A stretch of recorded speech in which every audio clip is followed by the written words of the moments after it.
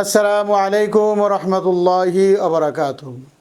প্রিয় ভাই ও বন্ধুগণ, যারা আমাদের সাথে রয়েছেন দূরে অথবা কাছে, দেশে অথবা প্রবাসে, আপনাদের সকলকে জানাই আন্তরিক মোবারকবাদ ও শুভেচ্ছা।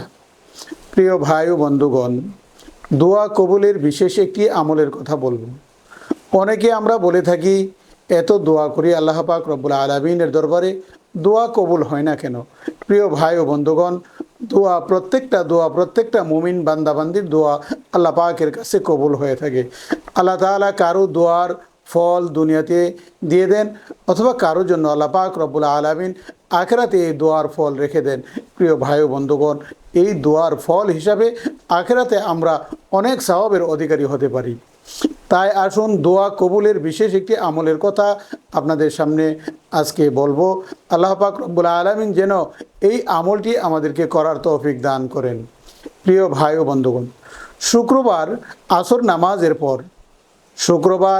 নামাজের পর যদি কোনো ব্যক্তি আয়াতুল কুরসি, আল্লাহু লা ইলাহা ইল্লা হুয়াল হাইয়ুল কাইয়্যুম লা তা'খুযুহু সিনাতুন ওয়ালা নাওম ইলা আখিরিহ, এই আয়াতুল কুরসি যদি কোনো ব্যক্তি শুক্রবার আসর নামাজের পর নির্জনে বসিয়া 70 বার পাঠ করে, 70 বার পাঠ করার পর তার মাঝে এমন একটি বিস্ময়কর সৃষ্টি হবে।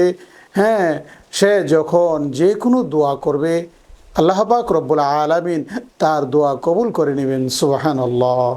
প্রিয় ভাই ও বন্ধুগণ, এই আয়াতুল কুরসির মধ্যে অনেক ফজিলত রয়েছে, অনেক বরকত রয়েছে। আয়াতুল কুরসির মধ্যে অনেক বরকত আছে।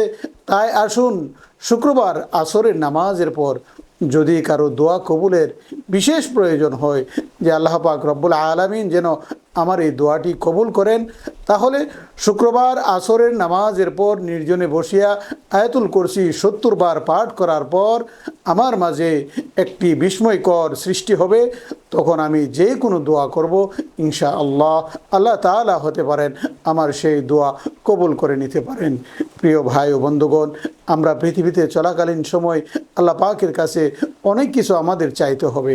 আমরা মানুষের কাছে হাত না পেতে আল্লাহর কাছে যদি হাত পাতি, আল্লাহ পাকের কাছে যদি আমি চাই, তাহলে অবশ্যই আল্লাহ তাআলা আমাদেরকে ফিরিয়ে দিবেন না। তাই আসুন, হাদিসের মধ্যে এসেছে আদ-দুআ মুখুল ইবাদাহ, দোয়া হলো ইবাদতের মগজ।